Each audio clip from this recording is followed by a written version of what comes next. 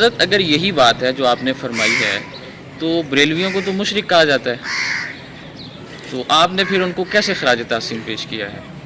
دیکھیں، کوئی چیز ایسی ہوتی ہے جس کو بڑھا چڑھا کر پیش کرنا فرقہ پرستوں کا کام ہے۔ ہمارے اکابر علماء دیوبند نے بریلویت پر شرک کا فتویٰ دیا ہو، ایسا فتویٰ میری نظر میں تو کہیں نہیں ہے کہ ہمارے علماء نے ان کو کافر کہہ دیا ہو، مشرک کہہ دیا ہو۔ بعض ان حضرات کی طرف سے تو علماء دیوبند وغیرہ پر اس طرح کی شدت ہے، لیکن سنجیدہ طبقے میں نہیں ہے۔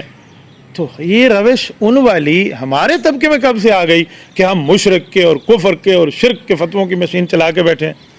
دیکھیں، جس مسئلے پر بریلوی علماء کو مد نظر رکھ کے یہ شرک کے فتوے کی بات کر رہے ہیں، غیر اللہ سے مدد اور قبر پہ سجدہ اور غیر اللہ کو خدا ماننا اور فلاں، میں نے تو بریلوی علماء میں چیز نہیں دیکھی۔ بریلوی علماء کے معاملہ یہ نہیں ہے۔ قبر پہ سجدہ، اس کے لیے تو گولڑا شریف سے لے کر مولانا احمد رضا خان صاحب تک باقاعدہ منع موجود ہے۔